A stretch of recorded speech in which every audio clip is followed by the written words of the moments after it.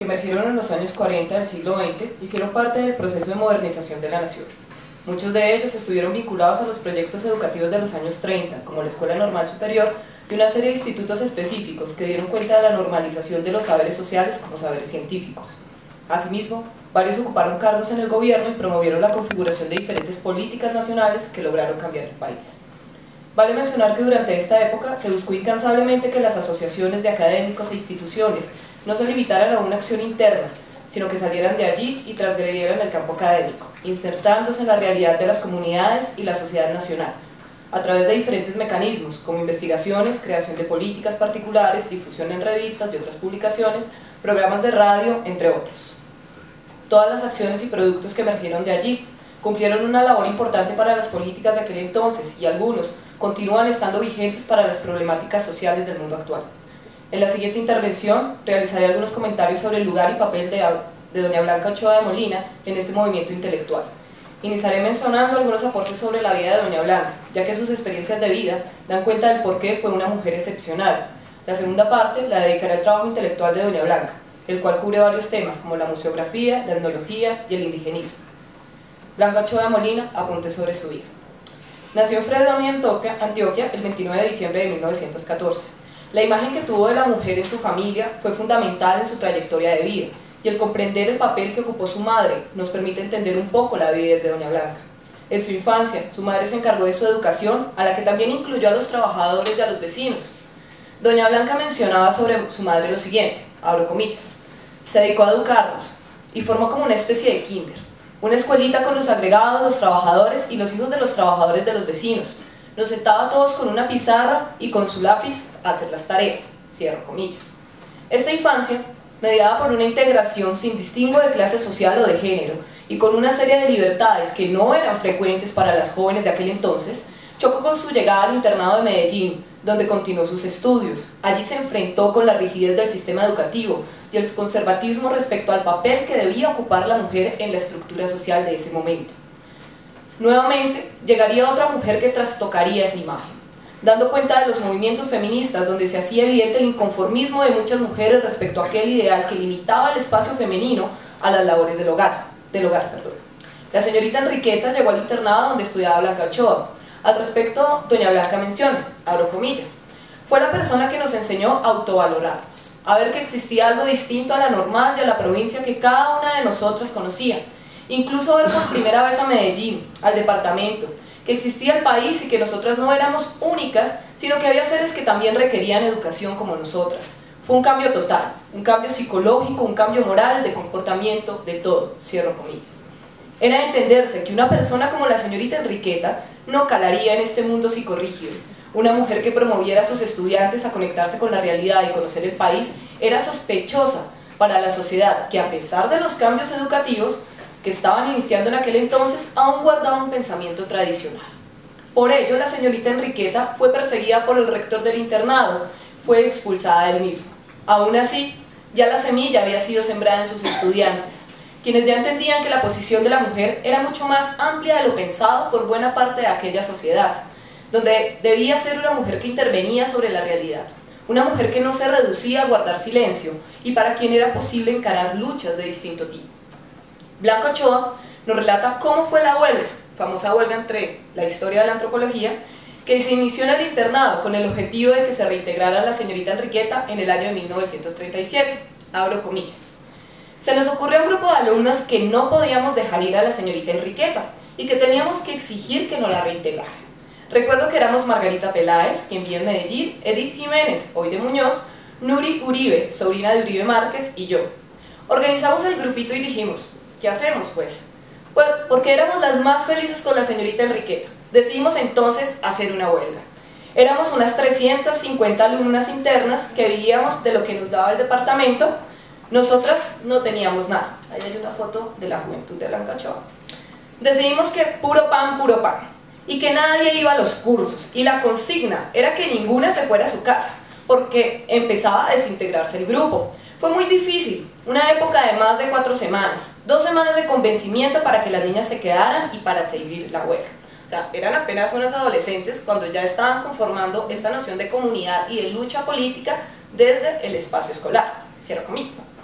La huelga no se quedó en la expresión de la inconformidad ante tal acto. Las señoritas viajaron hasta Bogotá con el objetivo de entrevistarse con el presidente y presentarle el caso de mención. Aunque no lograron el reintegro de la señorita Enriqueta, sí, no, ellas viajaron por el Magdalena, acá la recibió, no recuerdo quién la recibió. No, pero antes llegó Cano, creo que fue el que la recibió. Sí fue Cano. Sí lograron que se realizara por lo menos un cambio de rectora. La juventud de Doña Blanca la forjó como una mujer que se enfrentaba y luchaba contra el deber ser de una sociedad tradicional. Era el momento en que éste se modificaba bajo las múltiples luchas que recorrían el territorio del país y daban cuenta que la sociedad no se dormía frente al ejercicio vertical del poder. Una sociedad que exigía a través de diferentes medios procesos de inclusión y de participación en el trasegar nacional. Para los años en que Blanca Ochoa finalizó su formación en el Liceo Antioqueño, iniciaba el proyecto de José Francisco Socarrás de la Escuela Normal Superior, con el que se buscaba modernizar la educación en Colombia. Este fue caracterizado por sus políticas incluyentes, donde se promovió una educación mixta.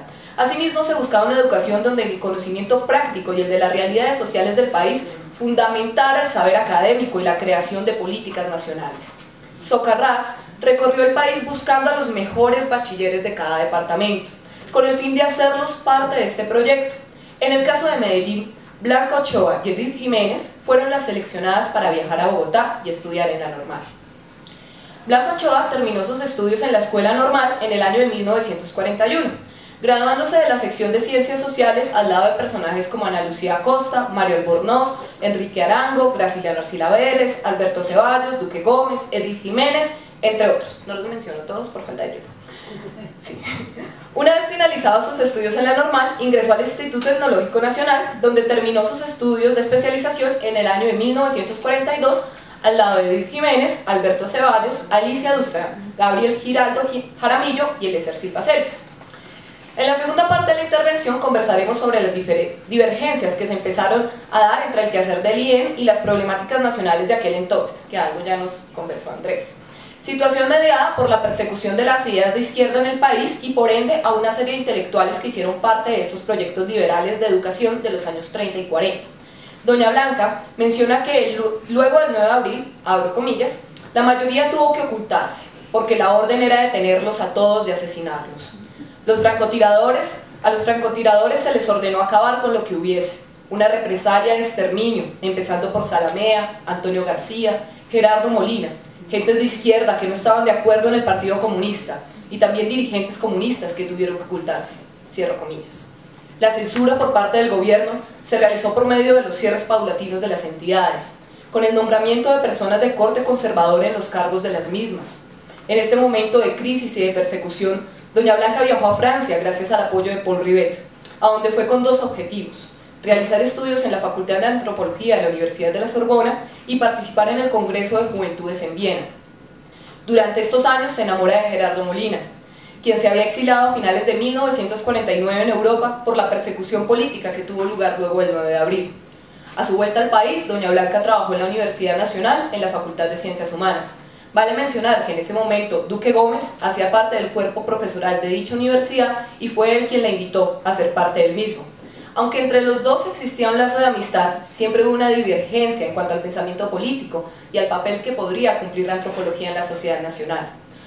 En la universidad dictó diferentes cursos de etnografía, etnología y arqueología. Aún no eran épocas de tranquilidad. En la universidad nuevamente se repite la persecución de las ideas de izquierda. Blanca Ochoa recuerda esta época de la siguiente forma, abro comillas: fue muy dura la lucha de los profesores porque éramos de izquierda avanzados. Encontramos algunos, y también entramos algunos en la lucha contra la policía y el ejército.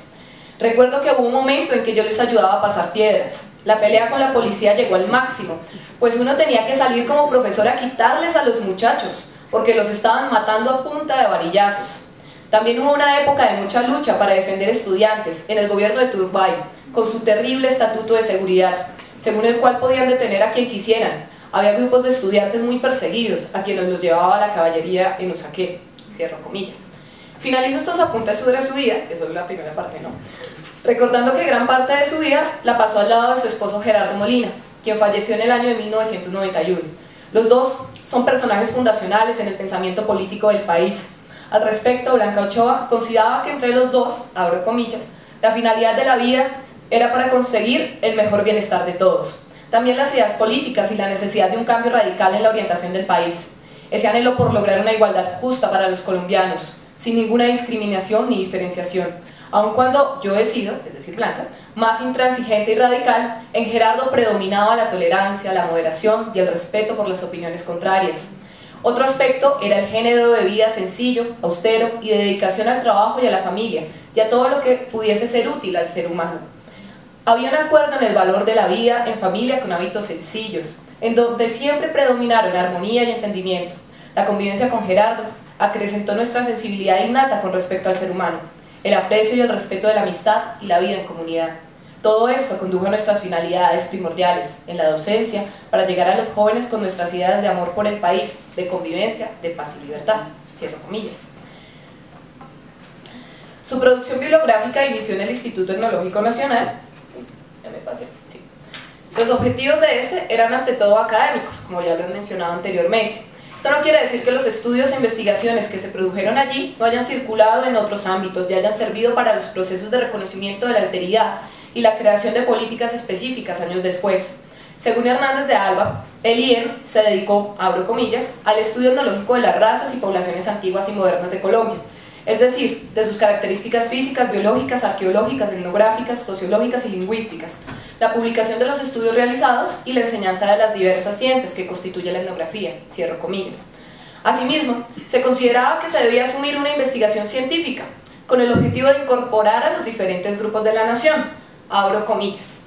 La mayoría de los grupos que la integran son depositarios todavía de la herencia cultural de sus antepasados, y su estudio inmediato se hace cada día más necesario, toda vez que este patrimonio viene en mengua a medida que se acerca al contacto con otros grupos étnicos. Por otra parte, una incorporación metódica de estos pueblos al progreso y adelanto de la nación es cosa que aún ni siquiera se ha intentado, salvo contadas campañas emprendidas para lograr su conquista espiritual, cierra comillas. La búsqueda del alma nacional reposaba en el reconocimiento positivo de la diversidad de las comunidades que habitaban el territorio colombiano. Aún así, el reconocimiento de las realidades de las poblaciones que convivían en el país llevó a la creación de otro instituto, donde se asumiera una posición política de intervención y acción. Por ello se creó el Instituto Indigenista de Colombia, partiendo de las propuestas realizadas en el Congreso de Pátzcuaro. Al respecto, Chávez menciona lo siguiente. Bueno, voy a intentar resumir esta hora. Abro comillas. En este momento ya se hizo visible la doble misión que debían afrontar, por un lado, el desempeño a cabalidad de la función del etnógrafo, la observación objetiva, la descripción de la situación real sin atenuantes, la comprensión y versión de esa realidad como totalidad, pero al mismo tiempo, su misión debía concluir con la entrega de una monografía. La situación dramática que examinaban los empujaba a pasar a una antropología de acción, que reclamaba con urgencia la solución del problema estudiado. La tentación era atrayente, pero al paso muy difícil. De etnógrafo pasar a desempeñar el papel de politólogo y además de político. El Instituto Indigenista de Colombia se inclinó en esta perspectiva. El IEN persiguió la primera finalidad. Según Chávez, las dos instituciones se completaban en sus finalidades, cierro comillas. Bueno, este pedazo ya lo mencionaron, entonces lo omitimos. Respecto a las similitudes y diferencias que hay entre las políticas que se establecieron en los estatutos tanto del Instituto Etnológico Nacional como del Instituto Indigenista de Colombia, vemos que es clara la diferenciación en la relación que establecieron los mismos con la realidad nacional. Mientras el IEN se acercó al registro y a la preservación de las culturas, lo que se relaciona con la etnología de rescate que era realizada por sus investigadores, el Instituto Indigenista buscó la realización de ese proyecto del alma nacional, a través de la denuncia de la situación de las comunidades indígenas y la puesta en marcha de una serie de recomendaciones para la incorporación de las mismas al progreso nacional. Muchos participaron de los dos proyectos, entendiéndolos como entidades complementarias. Algunos solo hicieron parte del IEN y otros se alejaron de las acciones del indigenista al no estar de acuerdo con las fuertes críticas que eran realizadas al gobierno en lo concerniente con las políticas de parcelación de resguardos. El director del Instituto Indigenista fue Antonio García, el subdirector Duque Gómez, la tesorera Edith Jiménez y la secretaria Blanca Ochoa. Teniendo en cuenta su carácter privado, el indigenista tuvo que buscar sus propias fuentes de financiación para mantenerse y llevar a cabo los objetivos que se planteaban en sus estatutos. Al respecto, Blanca Ochoa menciona el siguiente apunte, abro comillas. Yo fui secretaria general del instituto y hacía de todo, y prácticamente me tocó de todo. Desde levantar la plata e inclusive darla de lo poco que uno tuviera. Además, tenía que hacer las reuniones, citar a la gente, ver cómo se financiaba, llevar toda la correspondencia con todos estos institutos indigenistas, principalmente los de Perú, México y Guatemala. Cierro comillas. La impronta de Antonio García se hizo evidente en todo... esta es una foto del Congreso de Pátzcuaro, de las pocos que encontré. Ahí están todos los representantes. Y ahora sí, Antonio García. La impronta de Antonio García se hizo evidente en todo el trabajo del indigenista, quien postuló un indigenismo orgánico que se inspiraba en... Voy a resumir esta parte. Se inspiraba... Cuando Antonio García hablaba de indigenismo, él hablaba como desde todas las políticas e intentos que se hizo de pensar lo indígena desde el mundo colonial hasta el mundo presente. O sea, García no ubicaba el indigenismo exclusivamente en los años 40, sino que incluso cuando habla de indigenismo orgánico, hace todo un proceso de heredar esas investigaciones, heredar esa academia para poder legitimar el indigenismo que él está llevando a cabo. Me rompí la página. El indigenismo para García se remontaba hasta la colonia y consideraba que las primeras manifestaciones del movimiento como tal tuvieron lugar en los años 30 del siglo XX, o sea, ya hablando de las comunidades de forma específica en cuanto a reivindicaciones de política y luchas por derechos civiles, las cuales coinciden con la agudización del problema agrario. Vale mencionar que para todas las personas que trabajaron en el indigenista, la tierra era fundamental en los estudios de la problemática indígena. En los informes que fueron presentados por sus investigadores se reincide constantemente en el papel de la misma en las comunidades indígenas y se analiza cómo la fractura de los resguardos llevaba a procesos de desintegración de las comunidades y la pérdida de sus culturas. Asimismo, según García, el indigenista se dedicaba, abro comillas, a la investigación científica y la beligerancia social, cierro comillas, alejándose del panindigenismo y de los estudios académicos que se reducían a la labor de la ciencia pura. ¿Cómo vamos de tiempo, Héctor? ¿Bien? Todavía me falta. Eso no leí. Bueno, ya empezamos con la Ochoa. Según Antonio García, entre las personas que nutrieron los estudios indigenistas se encuentran Gregorio Hernández de Alba, de quien ya nos hablaron, Gabriel Giraldo Jaramillo, Edith Jiménez y Blanca Ochoa, quienes en palabra de García, abro comillas, no solo han contribuido notablemente al estudio social de las comunidades de Tocancipá, Cundinamarca y Cauca, sino que han orientado el estudio comparativo de la política indigenista de los países americanos y han efectuado exploraciones en las áreas indígenas de Ecuador, Perú y Bolivia, cierro comillas, fueron de las pocas personas que se dedicaron a hacer trabajos comparativos entre otras comunidades andinas y lo que estaba ocurriendo en Colombia.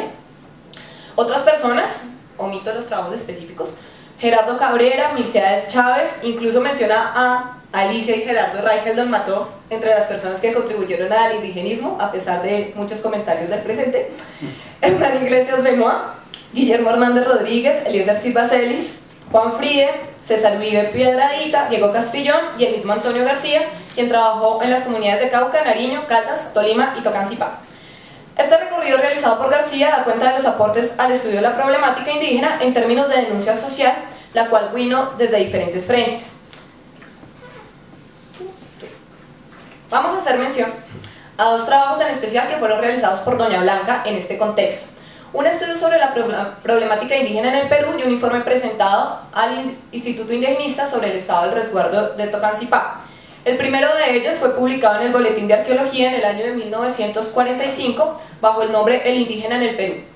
Vale mencionar que el boletín, como publicación, sí abrió sus puertas a la publicación de los estudios realizados por los investigadores en el marco del indigenista, mientras que la revista del Instituto Etnológico continuó publicando exclusivamente los documentos provenientes de las comisiones e investigaciones del IE. O sea, hubo una diferenciación política en el término de las publicaciones. Sí, señor. En este estudio de Blanca Ochoa inicia con una descripción del estado de las comunidades indígenas del Perú, mencionando el medio geográfico, la población, la base económica de la sociedad, la organización social. En esta medida no se aleja de los parámetros de la teoría clásica antropológica, donde se entendía la etnografía como el estudio del todo, la denuncia de la problemática indígena por parte de la misma complejidad de la sociedad, donde en cada uno de los aspectos mencionados, Doña Blanca evidencia la situación de crisis en la cual se encontraba la comunidad. Menciona, por ejemplo, cómo las relaciones de las comunidades indígenas con otras comunidades provocaron procesos de detrimento de las primeras. Por ejemplo, habla de la explotación existente en las redes comerciales de lana y el aprovechamiento de los prestamistas con los indígenas. Llama la atención a la conexión de las sociedades del presente con las del pasado. En cierta medida, Blanco Ochoa dignifica a las comunidades prehispánicas y menciona en varias ocasiones la forma como se han perdido estas tradiciones, generando un sentimiento de melancolía por el estado de las comunidades en ese presente. Por ejemplo, en el caso de la agricultura menciona, abro comillas, los métodos empleados en la agricultura son los más rudimentarios que puedan imaginarse. Estos indígenas, o sea los del Perú, no solo no han conservado las técnicas agrícolas de los antiguos aborígenes, sino que las han olvidado casi por completo. Los antiguos peruanos alcanzaron en el arte de la agricultura un extraordinario desarrollo, cierro comillas. Hay constantemente comentarios melancólicos sobre la pérdida de ese pasado, de esas costumbres, de esas tradiciones. O sea, es algo que marca todo el trabajo de Doña Blanca. Esta reflexión se hace mucho más latente en el estudio de la relación de la comunidad con la tierra. Al respecto, rememora la relación que existía en tiempos pasados con la tierra en las comunidades, realizando un estudio sobre el Ayllu, donde menciona, abro comillas, la antigua comunidad indígena Wayuu, en el que los vínculos de sangre, los económicos y religiosos, unidos a la posesión de un área espacial del terreno, han determinado su existencia. Alcanzó una organización económica y social tan admirable que gracias a ella lograron los antiguos peruanos vencer los obstáculos más fuertes que les ofrecía la naturaleza y construir una de las civilizaciones más avanzadas de América. Hoy, la comunidad indígena Wayuu supervive, aun cuando muy debilitada, en casi toda la región serrana y en algunos valles de la costa. La antigua organización social y económica ha desaparecido casi por completo. El reparto periódico de las tierras entre los miembros de la comunidad está en vías de desaparecer. Cada familia posee hereditariamente la parcela, con una sola prohibición, la de venderla, por tratarse de tierras de la comunidad. Cierra comillas. Blanco Ochoa denuncia cómo el ataque a la Ayllu provoca la desintegración y la debilitación de las comunidades. Según ella, dichos Ayllu fueron presas de los latifundistas, y con ello, tanto la comunidad como el indígena mismo cambia su constitución social. En primera medida porque se pierden los lazos de comunitas y en segunda porque el indígena se ve forzado a convertirse en siervo y perder su tenencia sobre la tierra. Para Blanco Ochoa esta situación es considerada como una degeneración del indígena. Su imagen del mismo se encuentra entre la grandeza de las sociedades incaicas y la situación de las comunidades de los años en que ella realizó el estudio. En estos momentos, las interacciones y explotaciones por parte de otras comunidades lo habían llevado a una pérdida de conocimientos y saberes, así como a la inserción en otros sistemas como el enganche, los cuales iban en detrimento de las tradiciones y costumbres ancestrales.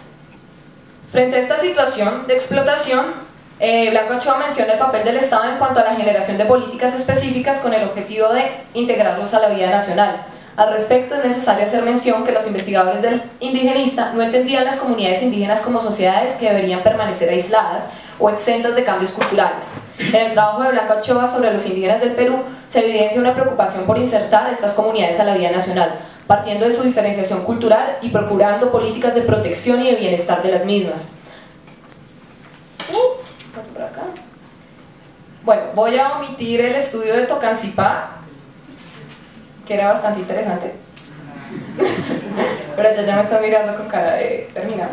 Los comentarios. Voy a hacer unos comentarios que ella realiza cuando viaja a Ráquira con el etnológico, pero donde se ve un poco también esas políticas que ella planteaba para las comunidades indígenas respecto a la conexión entre la academia y la reproducción de los saberes tradicionales. El planteamiento sobre la pérdida de los saberes tradicionales es una de las principales preocupaciones. En la visita que realiza Ráquira se refiere de la siguiente forma frente al uso de la cerámica y los hilados. Abro comillas, es lamentable la marcada decadencia de esta importante industria indígena. Solo se fabrican ollas muy burdas y cuando más, los ceramistas más atrevidos copian algún motivo europeo o mezclan lo que observan en láminas profanas y religiosas con los que en su fantasía crean, dando después a la obra final una pintura de colores abirragados y combinados sin ningún costo. Cierro comillas. Al respecto propone que se abra nuevamente la escuela bajo la guía del Instituto Etnológico Nacional. O sea, ahí está como la conexión directa con el etnológico y todas estas políticas educativas. Adicionalmente se sugiere que para evitar la pérdida de estos conocimientos, abro comillas, se envíen a Bogotá 3 ceramistas de los más sobresalientes para que observen y copien en el Museo de Arqueología las formas, decoración y colores de la cerámica que hacían sus antecesores, cierro comillas. Ahí vemos todo ese proceso de intervención que nos estaba mencionando hace un momento y cómo empieza a jugar el poder de esos saberes. Omito lo de los estos. Finalmente, es que ya Héctor me está mirando desde allá. Vale mencionar que doña Blanca hizo un llamado de atención sobre el papel de los académicos y la antropología en la realidad nacional y la puesta en práctica de los proyectos nacionales, donde comentaba que, abro comillas, el avance cultural es la expresión más clara del desarrollo de un país. Es allí también donde primero repercute y donde más se siente la desorganización política, económica y social. Por lo que en los últimos años se ha notado en Colombia un estancamiento deplorable, tanto en los estudios antropológicos como en los demás aspectos culturales. En el terreno de la antropología, con marcadas excepciones, es muy poco lo que se ha realizado, sobre todo en lo que se relaciona con los campos de los problemas netamente nacionales y humanos, que son la esfera propia de la antropología social. Como es sabido, el objeto de esta ciencia es el hombre, y por consiguiente sus problemas desde todo punto de vista físico, espiritual, social, político y económico, lo que conlleva, de acuerdo con el estudio de estos aspectos, la búsqueda de posibles soluciones. Sin embargo, este campo de la antropología, el más importante y útil para Colombia, hoy no se está teniendo en cuenta por los especialistas encargados de los estudios en nuestro país. Cierro comillas y concluyo. En esta medida, la investigación debía estudiar las problemáticas sociales y postular procesos de intervención sobre las mismas, con el objetivo de construir una nación y promover el bienestar de la sociedad nacional. Dichas políticas partirían, según Blanca Ochoa, de la diferenciación cultural que existe en el país. Es decir, las políticas surgirían de la misma realidad de las comunidades y responderían a sus necesidades. Aunque la producción bibliográfica de Blanca Ochoa no es extensa, la profundidad de sus planteamientos da cuenta de su compromiso con la academia y la sociedad nacional. En esta medida, los documentos que dan cuenta de sus postulados muestran la realidad de un país que en aquel entonces luchaba por procesos de inclusión y generación de políticas específicas que no fueran en detrimento del bienestar de las comunidades y la diversidad.